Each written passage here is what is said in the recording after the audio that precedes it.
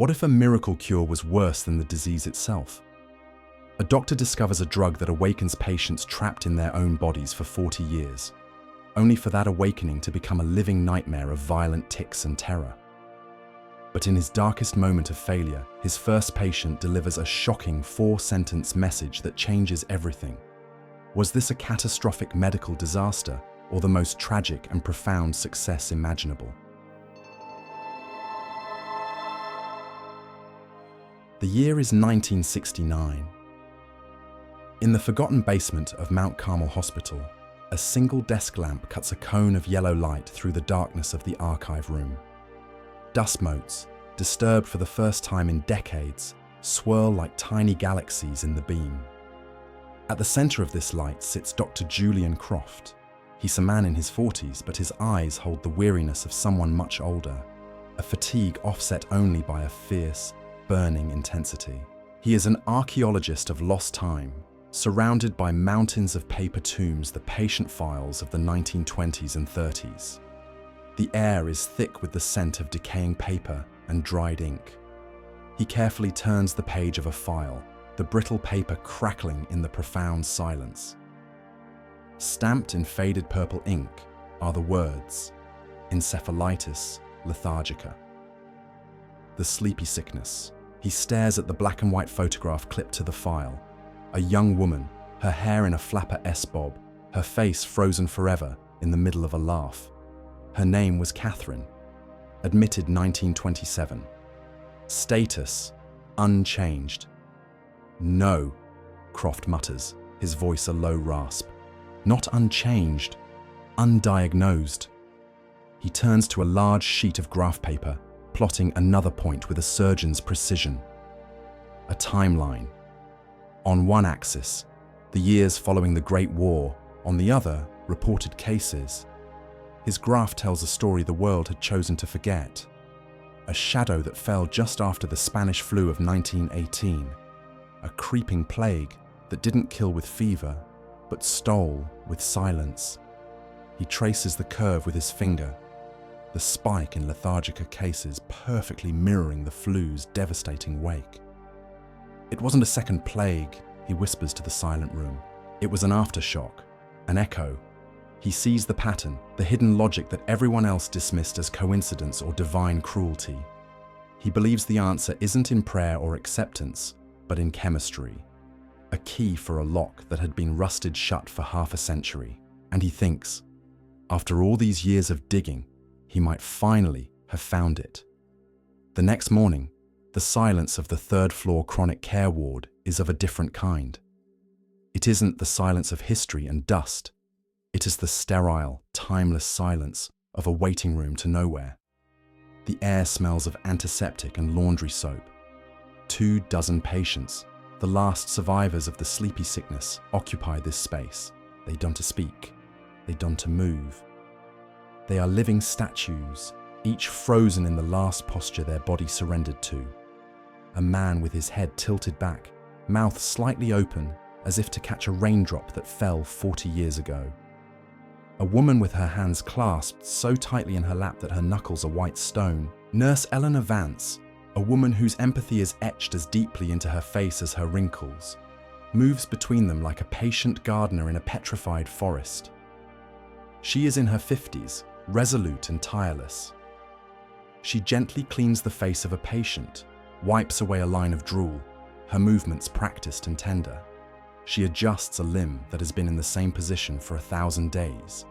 She is the keeper of their stillness. She stops by the wheelchair of Leonard Pike. He is in his 60s, his body rigid, his right hand frozen slightly raised, as if in a perpetual silent greeting. Nurse Vance gently takes his other hand, its skin as thin as parchment. "The sun is out today, Leonard," she says, her voice warm and clear. "A real beauty. Reminds me of those days you used to tell me about at the ballpark." From the doorway, Dr. Croft watches. His scientific mind catalogues the symptoms, the post-encephalitic Parkinsonism, the catatonia.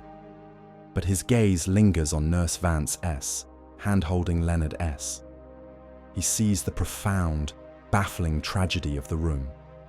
a challenge far greater than any chart or graph. Eleanor doesn't see a collection of clinical curiosities. She sees an audience. She believes, with a quiet faith that defies all medical logic, that they are still in there. And as Croft looks at the silent, frozen people before him, he finds himself desperately needing to believe she is right.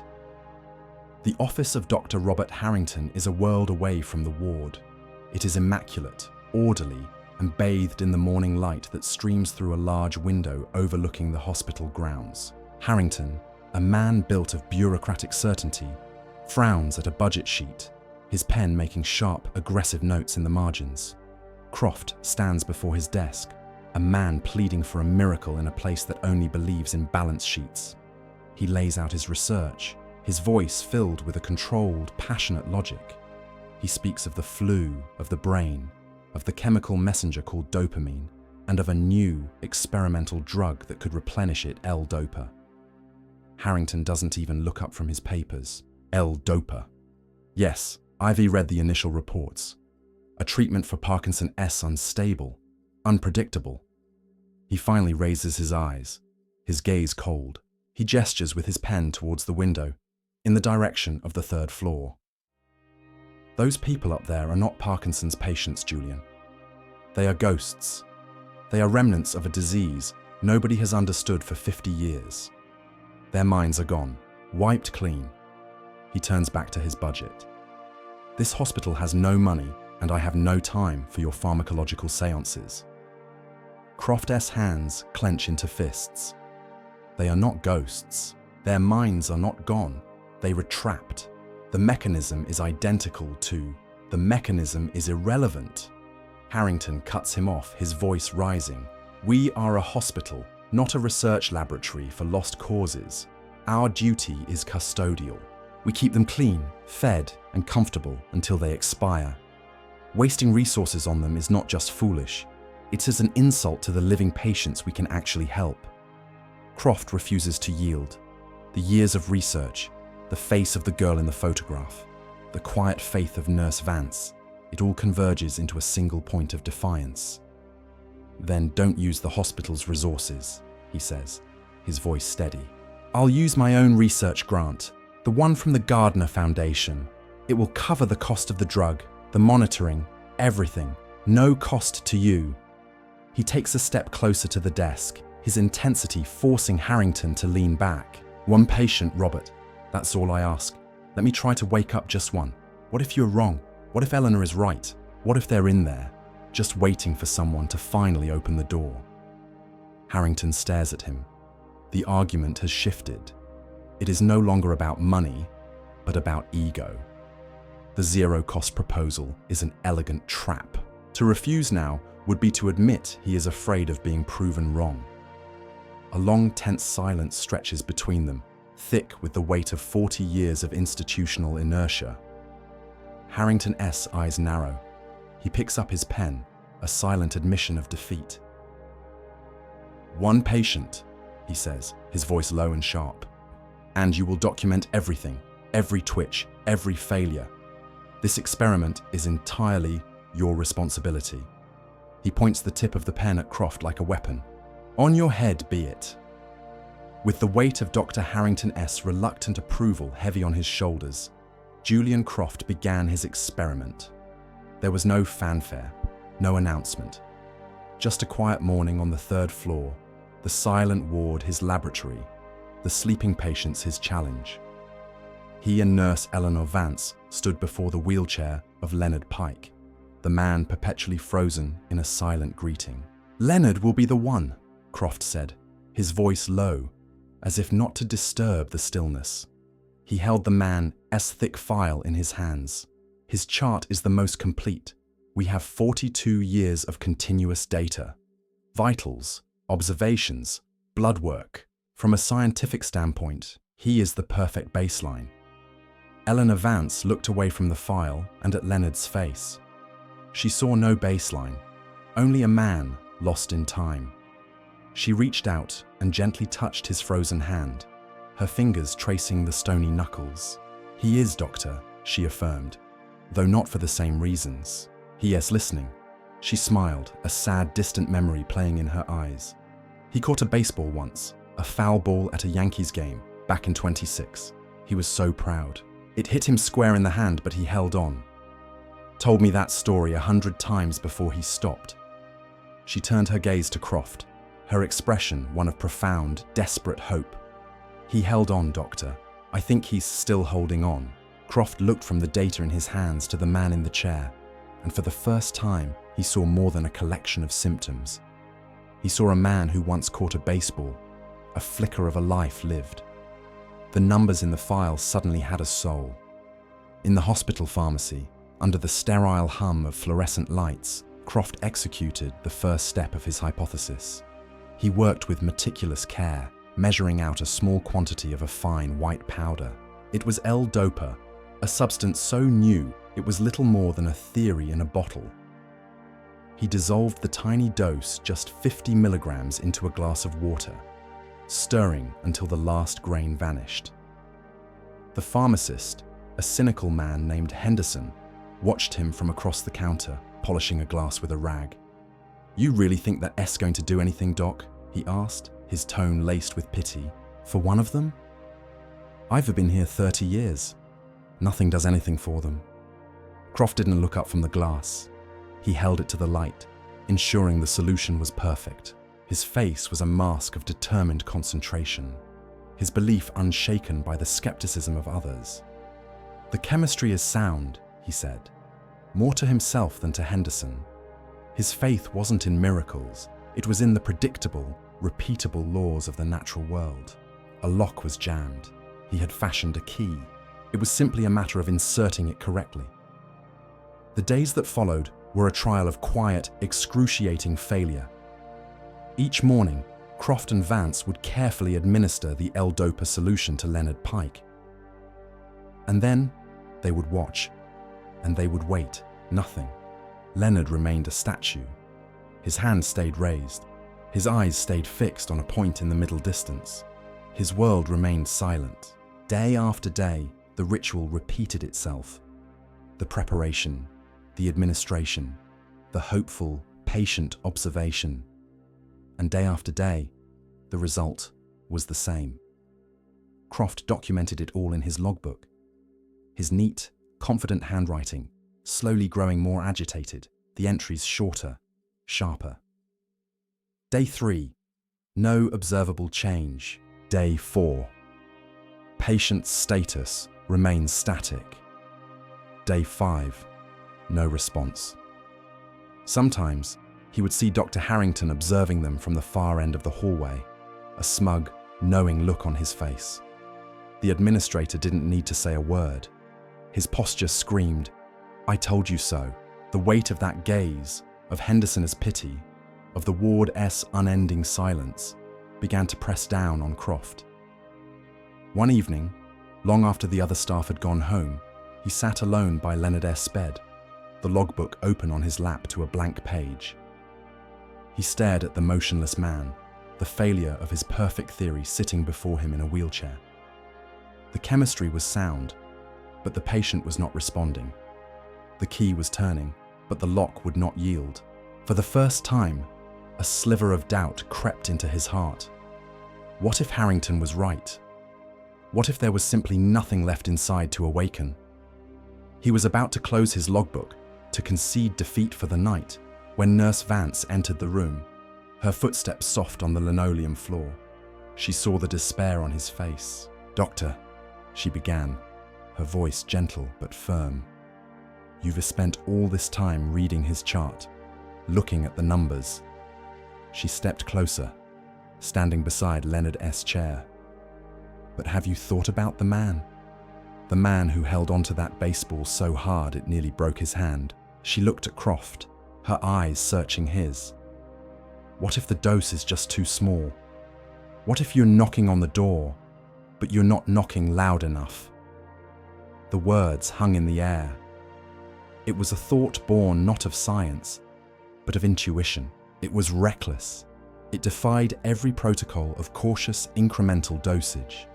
To increase the dose so dramatically could be dangerous, unpredictable. It was a gamble. But as Croft looked at the string of failures in his notebook and the unshakable faith in Eleanor's eyes, he knew a gamble was all he had left. He stood up, a new resolve hardening his features. He went to his medical bag and took out the bottle of L-Dopa. His hands, usually so steady, trembled slightly as he measured out a new dose, not 60 milligrams, but 500, a dose 10 times what he had been using. An assault. Let us knock louder, he said. Together, he and Eleanor administered the massive dose. Then, they sat in the quiet room, the air thick with a tension that was almost unbearable, and they waited. An hour passed, then 2. The only sounds were the distant hum of the hospital and the frantic beating of Croft's own heart. The hope began to drain away again, leaving the cold sediment of failure. And then, it happened. Leonard's right index finger, the one on the hand that had been raised for decades, twitched. It was a tiny, infinitesimal movement, so small, Croft thought he had imagined it. He leaned forward, holding his breath. It twitched again. This time, there was no doubt. Eleanor gasped, her hand flying to her mouth.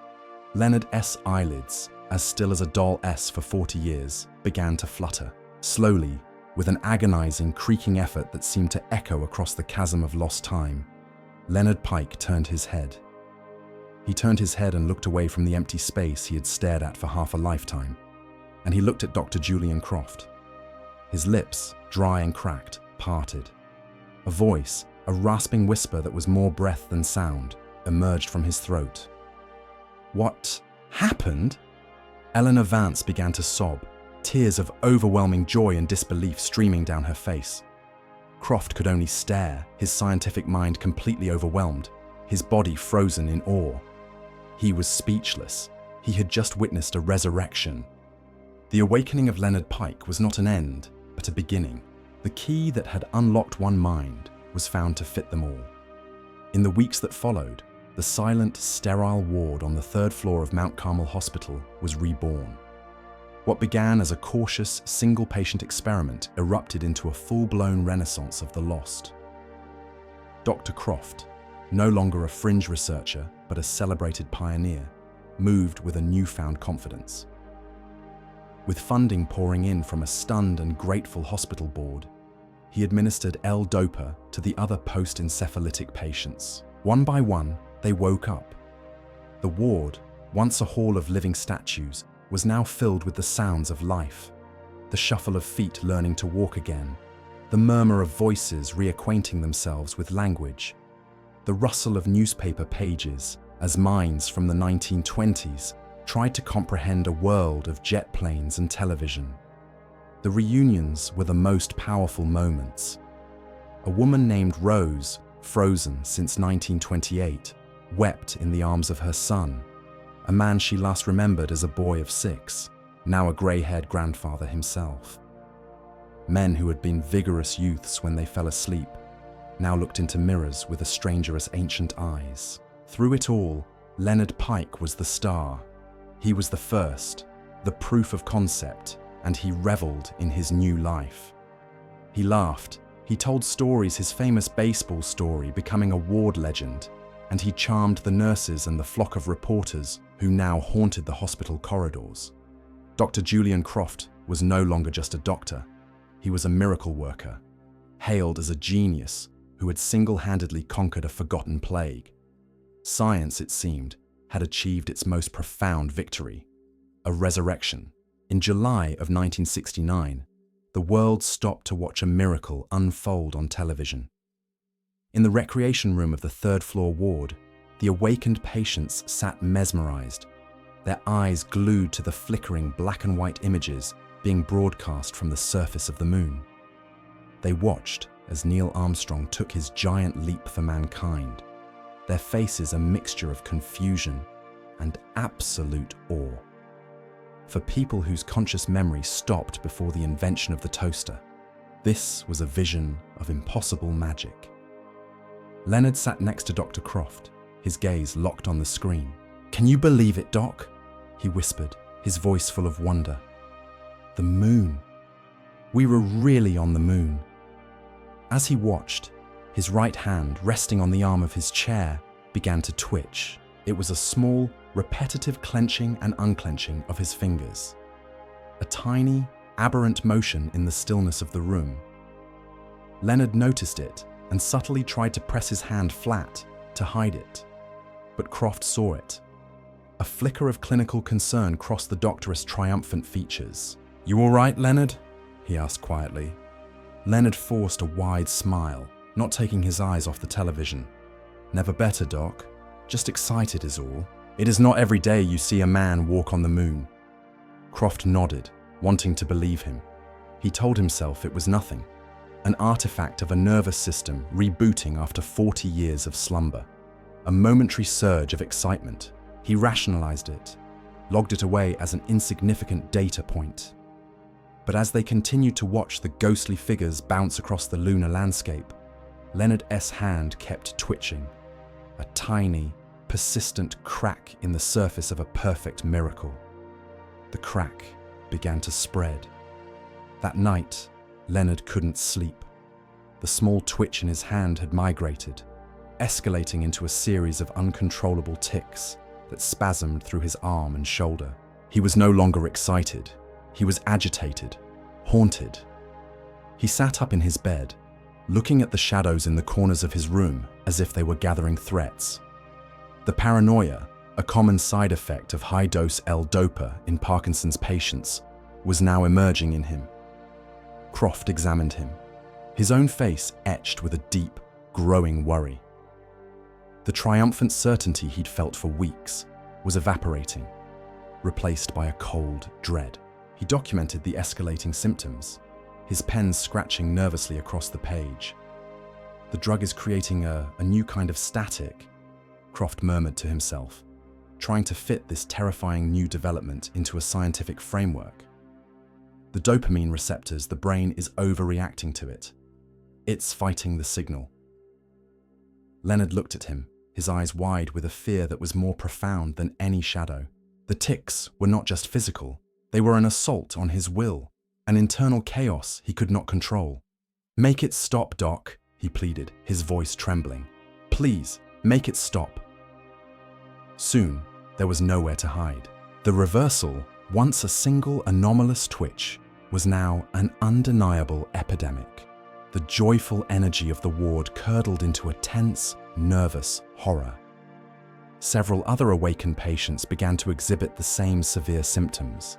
A woman named Lucy, who had spent weeks joyfully relearning to play the piano, now rocked back and forth violently in her chair, unable to stop.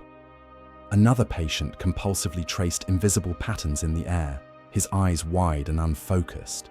The ward was no longer a symbol of hope, but a gallery of neurological torture.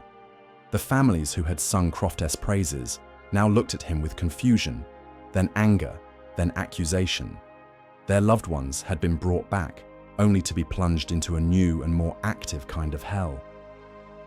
From his office window, Dr. Harrington watched the chaos unfold.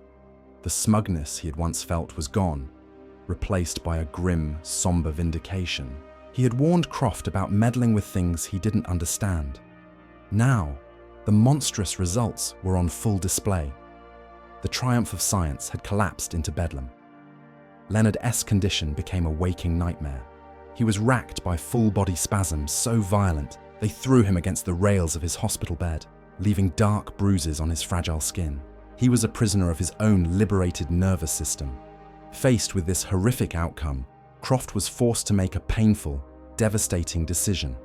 With a heavy heart, he drastically reduced Leonard's dose of L-Dopa, hoping to quell the storm. The effect was immediate and just as terrible. The violent spasms slowly subsided, the chaotic energy drained from Leonard's body. But so did everything else. The light in his eyes dimmed. His movements became thick, slow, as if he were moving through molasses. Then they stopped altogether. He was sliding back into the silent prison from which he had been freed. He was a statue once more, but this time was different. This time his eyes were open, aware, and screaming with a terror that was now locked behind a new wall of utter stillness. He was no longer asleep. He was buried alive. The golden age had lasted a month. The fall took less than a week. Dr. Julian Croft stood before the hospital board, the fluorescent lights of the boardroom casting a harsh, sterile glare on the polished mahogany table. He was no longer the hero, he was the defendant. Dr. Harrington stood at the head of the table, commanding the room with a somber authority. He wasn't gloating. He was far more effective than that. He was methodical, clinical, presenting his case like a prosecutor. He laid out a series of large, glossy photographs on the table for the board members to see. A photo of Lucy, her body contorted in a violent, rocking spasm. A photo of another patient, his face a mask of paranoid terror. Reports from nurses detailing the distress, the confusion, the fear. The L-Dopa program, as conceived and executed by Dr. Croft, has resulted in a condition known as dyskinesia. Complicated by severe psychosis, Harrington stated, his voice calm and devastating. He took patients from a state of stable, manageable stillness and plunged them into a state of uncontrollable, violent chaos. He looked directly at Croft, his eyes holding no sympathy, only judgment. In his ambition, Dr. Croft played God, and the results, he paused, letting the word land with crushing weight. A monstrous. He turned back to the board. It is my formal recommendation that the L-Dopa program be terminated, effective immediately. All stock of the drug is to be secured, and its administration is to cease entirely. The board members, men of finance and law, looked from the horrifying photos to the doctor who had created them. Their eyes were cold, unforgiving. Croft opened his mouth to speak, to explain, to defend his work, but no words came. There was nothing left to say. The evidence was absolute. Night fell on the hospital, but not on Croft's office. The room was a disaster zone, a physical manifestation of his mind. Medical charts and research papers were strewn across every surface, overflowing from the desk onto the floor. Empty coffee cups stood in a grim battalion. He was a general surveying a lost battle, desperately trying to find a strategy in the wreckage.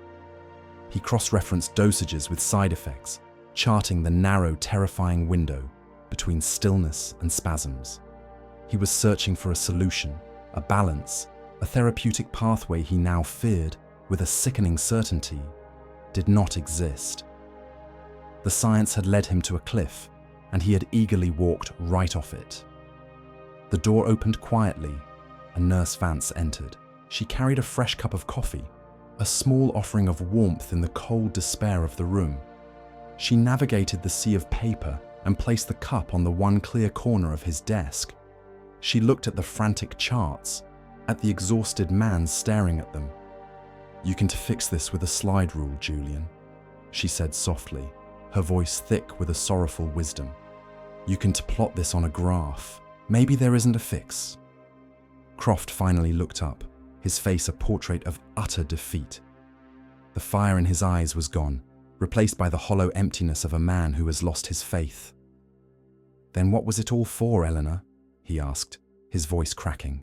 "All that work, the awakening, their hope. What was the point if this is where it ends?" The ward had become a schizophrenic place, a living diagram of his failure. The edict from the board had come down hard. Harrington, now in full control, had begun restricting access to L-Dopa, weaning the patients off with a cold, bureaucratic efficiency. The results were tearing the ward apart. Some patients, deprived of the drug, had already sunk back into the deep, silent frost of their catatonia. Others, on reduced dosages, were still caught in the cruel grip of the tics, their bodies twitching and jerking in a chaotic rhythm.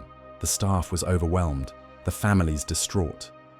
Croft walked through the ward, a ghost at his own funeral. He was no longer the miracle worker.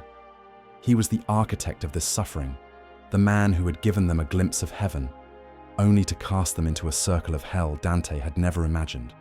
He saw the accusing gazes from the families, the pity from the nurses, and he couldn't meet their eyes. He could only walk through the hell of his own making, each spasming limb, each vacant stare, a testament to his own monumental hubris. He found himself standing outside Leonard Pike's room. He hesitated, then pushed the door open. Leonard was as he had been at the end of the previous day, almost completely frozen again, a statue entombed in his own flesh. Croft sat beside him, the silence between them heavy with unspoken apologies. But then, something moved. It was a flicker of motion in Leonard's right hand. Croft leaned closer, his heart pounding. With an immense, agonizing effort that seemed to consume every last ounce of his will, Leonard was moving.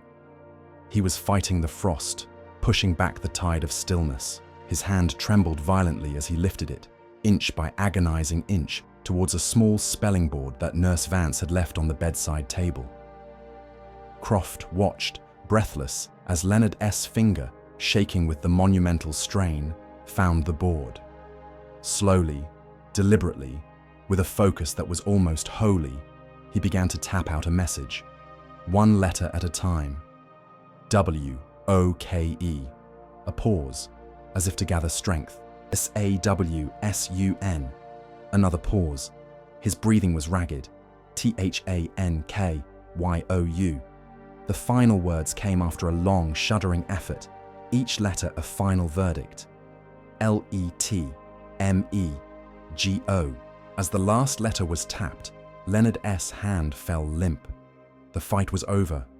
He had used his last spark of life not to curse his fate, but to deliver a message. A single tear escaped his eye and traced a slow, wet path down his motionless cheek. He had been given a gift, and he was grateful. And now, he was asking for the mercy to let it end. In the quiet of his ruined office, Dr. Croft stared at the notepad. 4 short sentences, tapped out by a man at the edge of existence, held more truth than all the chaotic charts and graphs that littered his desk. Woke, saw sun. Thank you. Let me go. Leonard hadn't condemned him for the tics, the paranoia, the failed cure. He had thanked him for the sun. With a newfound clarity, Croft reached across his desk and slowly, deliberately, pushed the mountains of scientific data aside. He swept them away, clearing a space in the center of the mess. He pulled out a single clean sheet of paper and began to write. He wasn't charting dosages or mapping side effects. He was making a list, a record player, decorations, specific times, and the names of families who needed to be called. He was crafting a plan not for a cure, but for a conclusion. Nurse Vance entered, her presence a quiet question in the doorway. Croft looked up at her, the despair in his eyes replaced by a sad, resolute calm. "He thanked me, Eleanor," he said, his voice steady. He held up the notepad. It wasn't a failure, not to him. He took a deep breath, his next words articulating a purpose that transcended medicine. "We can give them a lifetime, but we can give them one more afternoon." Eleanor looked at the notepad, then at the plan on his desk, and she understood immediately. Her eyes filled with tears, not of sorrow, but of profound, heartbreaking assent. She simply nodded. The next day, the third-floor recreation room was transformed. Simple streamers hung from the ceiling, and a record player sat on a small table in the corner, a stack of old vinyl next to it. With Eleanor's help, Croft had spent the morning on the phone, gathering the families, telling them only to come, to trust him one last time. Then, with the precision of a scientist and the intention of a priest, he went from patient to patient. He administered one last carefully calibrated dose of L-Dopa. It was a dosage designed not for longevity, but for lucidity. A dose for a single perfect moment. As the families gathered, as the soft strains of a Glenn Miller orchestra filled the room, the miracle began again. But this time it was different. There was no jarring reboot, no escalating static. One by one, the patients awoke smoothly, gracefully, their movements fluid, their minds clear. They rose from their wheelchairs, not with the frantic energy of before, but with a quiet, solemn dignity. and they began to dance. A son, who was now a grandfather, took his mother's hand and led her in a slow waltz, his face wet with tears. Husbands and wives, separated by decades of silence, held each other close. The room was filled with an impossible, breathtaking beauty, a final, defiant celebration of life in the very face of its loss. Leonard Pike, a real, peaceful smile gracing his lips, danced with Nurse Vance, his movements steady, his eyes full of a gentle, knowing light. The doors to the recreation room burst open. Dr. Harrington stood there, his face a thundercloud of fury. "What is this?" he boomed, his voice shattering the sacred quiet. "I shut this program down. Croft, I will have your license for this." He stormed forward, ready to unleash his administrative wrath, to stop this flagrant violation of his authority. But then, he stopped dead. His eyes took in the scene before him. He saw the quiet tears of joy on the family's faces. He saw the profound, unshakable peace in the eyes of the dancers. He saw Lucy, the woman who had been racked by violent rocking, now resting her head on her brother's shoulder as they swayed gently to the music. He saw the unquantifiable, irrefutable evidence of a truth that could not be entered onto a balance sheet or debated in a boardroom. He saw humanity. His mouth, which had been open to shout, slowly closed. The fury drained from his face, replaced by a look of stunned, silent confusion. He had been defeated, not by an argument, but by an experience. Without another word, he slowly backed out of the room and was gone. The sun began to set, painting the windows of the ward in hues of orange and purple. The music had stopped. The dance was over. The patients were back in their chairs, the brief, brilliant light of their consciousness fading with the day. They sank back into their deep, familiar stillness. But the atmosphere in the room had changed. It was not a feeling of abandonment or failure. It was a feeling of peaceful, earned rest. Croft walked through the quiet ward, no longer seeing them as case files or failed experiments, but as people with profound and complete stories. He sat down at a nurse's station, the setting sun casting a long shadow across the room. He took out a pen and a fresh notebook. He would write his report, not as a study of a drug-esque catastrophic failure, but as a testament to the brief, beautiful, and undeniable triumph of the human spirit. He hadn't found a cure. He had found something else, a sadder and much wiser understanding.